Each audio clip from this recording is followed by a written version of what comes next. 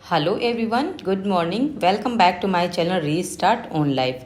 कैसे हैं आप लोग? आई होप बहुत अच्छे होंगे और मैं भी बहुत बढ़िया हूँ। और आज सुबह सुबह उठने के बाद मैंने नहा धो लिया था और इसके बाद आ गई थी इन पौधों को पानी देने के लिए। और आप देख सकते हैं कि यहाँ तरह तरह के पौधे लगे हुए हैं और मम्मी को काफ़ी पसंद है इस तरह के पौधे लगाना। और ये तो एक साइड लगे हुए हैं लेकिन दूसरी साइड में भी इसी तरह के पौधे लगे हुए हैं। तो बस इन्हीं को सुबह शाम पानी देना होता है और जब तक मैं हूँ तो मैं इनको पानी दे दूँगी। और सच बताऊं तो मुझे भी काफ़ी पसंद है इस तरह की फुलवारी। और मुझे कभी मौका मिलेगा भी इन फ्यूचर अपने घर में लगाने का तो मैं इस तरह के पौधे ज़रूर लगाऊंगी, क्योंकि देखिए इनको देख के ना मन बड़ा खुश हो जाता है और इनसे ना बिल्कुल एक पॉजिटिव एनर्जी आती है। और यहाँ पे सारे पौधों को पानी देने के बाद में मेरा टाइम हो रहा था पढ़ने का। सो बस मैंने थोड़ा बहुत नाश्ता किया था, इसके बाद बैठ गई थी पढ़ने के लिए। और आज मैं पढ़ रही हूँ हिस्ट्री, जो कि मैं अभी क्लास 11 की एनसीईआरटी की बुक से कर रही हूँ। सो मैंने स्टार्टिंग के चैप्टर्स हैं 1 2 3 4 चैप्टर्स तक अपने कंप्लीट कर लिए हैं और आज मुझे पढ़ना है चैप्टर 5। सो बस उसी को रीड करने के लिए यहाँ पे मैं बैठी हुई हूँ। और जो चैप्टर 5 है वो प्रस्तर युग है, आदिम मानव का। सो बस उसी को रीड करना है और इसके जो नोट्स हैं वो मैं बाद में प्रिपेयर करूँगी, लेकिन क्योंकि पहले मुझे इस बुक को रीड करके इसकी जो अंडरस्टैंडिंग है वो बनानी है। और नोट्स तो देखिए हम बाद में ही बनाते हैं, क्योंकि जब मैं रीड करती हूँ तो रीड करने में देखिए टाइम लगता है और एक एक चीज़ समझनी पड़ती है। सो बस उसी को समझते हुए और मैं बस रीड कर लेती हूँ, देन इसके बाद आराम से फिर मैं ऑनलाइन देखती हूँ। ऑनलाइन के बाद मैं अपनी बुक से रिलेट करके प्लस ऑनलाइन का देख के फिर मैं नोट्स बनाती हूँ।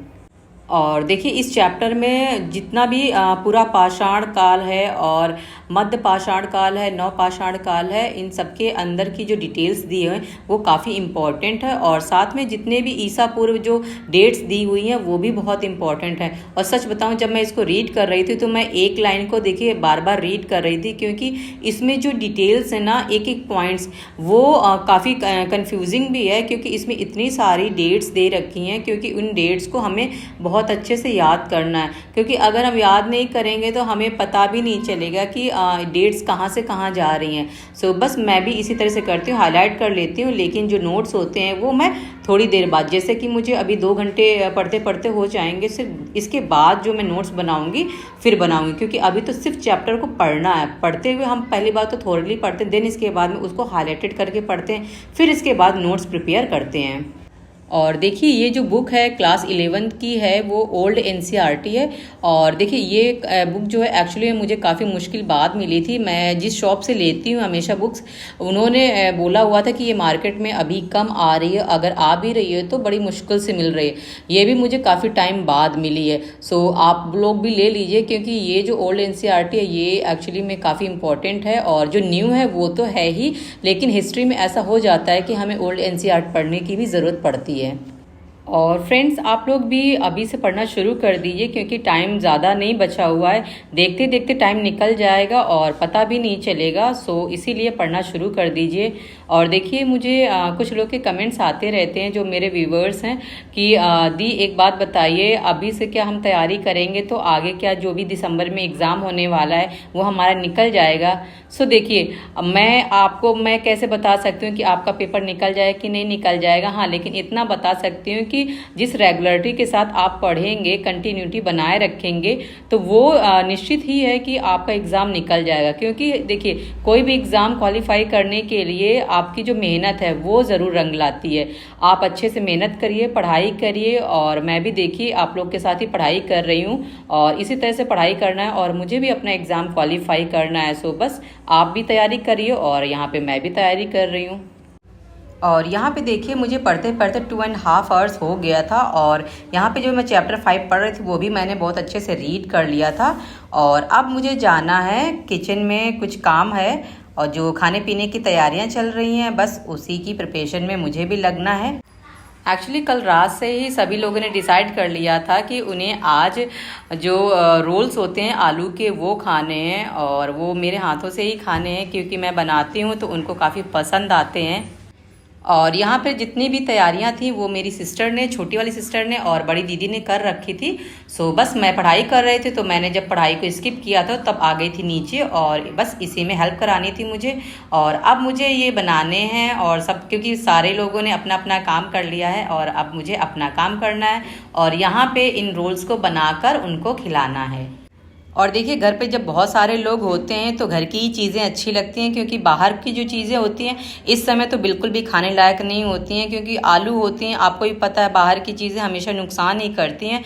आपको नहीं पता है कि वो लोग फ्रेश बना रहे हैं कि नहीं बना रहे हैं, बट ये है कि घर में आप बना रहे हो, खुद का घर का ऑयल यूज़ कर रहे हो, घर के हाथों से बना रहे हो और साफ़ सुथरा हर तरीके से जिस तरह से आपको खाने का मन है उस तरह से आप बना सकते हैं। बट बाहर की चीज़ें हम लोग भी ज़्यादा अवॉइड ही करते हैं, ज़्यादा प्रेफर नहीं करते हैं इस तरह की खाने में। और यहाँ पे मैंने एक एक करके सारे ही जो रोल्स थे वो मैंने बना लिए थे और जो मेरी दीदी थी वो फ्राई कर रही थी। और ये देखिए गर्मा गर्म रोल्स बनकर तैयार हैं विद चटनी। तो आप लोग भी खाइए और हम लोग ने भी खा लिया था। सो फ्रेंड्स, हम लोगों ने जो बनाया था वो खा लिया था और इसके बाद में जो भी बातें शातें करनी थी वो सारी करने के बाद अब मैं दोबारा आ गई थी अपनी स्टडी कंटिन्यू करने के लिए। सो फ्रेंड्स, यहाँ पे भी मैं हिस्ट्री ही कंटिन्यू करूँगी, क्योंकि जो सुबह मैंने हिस्ट्री का चैप्टर रीड किया था बस उसका जो ऑनलाइन वीडियो था उसी को देख देख के अब मुझे अपने नोट्स बनाने हैं। सो बस उसी को मैं देख रही थी और इसके बाद मुझे बनाने हैं अपने नोट्स। और मुझे कुछ लोगों का कमेंट ये भी आता रहता है कि आप हिस्ट्री कहाँ से पढ़ती हैं। तो देखिए मैंने आपको बताया हुआ है कि अभी जो हिस्ट्री है, ज्योग्राफी हो और जितने भी सारे सब्जेक्ट्स हैं वो मुझे एनसीईआरटी से ही कंप्लीट करने हैं, क्योंकि मुझे आगे जो पीसीएस का एग्ज़ाम देना वो उसके लिए एनसीईआरटी पढ़नी मस्ट है। सो बस उसी को मैं प्रिपेयर कर रही हूँ और साथ में जो आरओ का एग्ज़ाम होने वाला है वो भी इसी में हेल्प कर जाएंगे। और जो आरओ की हिस्ट्री के नोट्स हैं वो मैंने अभी जब आरओ का एग्ज़ाम होने वाला था तभी मैंने प्रिपेयर किए थे। सो मेरे अभी वो यहाँ पे मैं नहीं लेके आई हूँ और मेरे घर पे ही रखे हुए हैं। तो जब आरओ का यहाँ से जाने के बाद मैं उसका रिवीजन उस वाले जो नोट्स मैंने बनाए थे वो उससे मैं कंप्लीट करूँगी।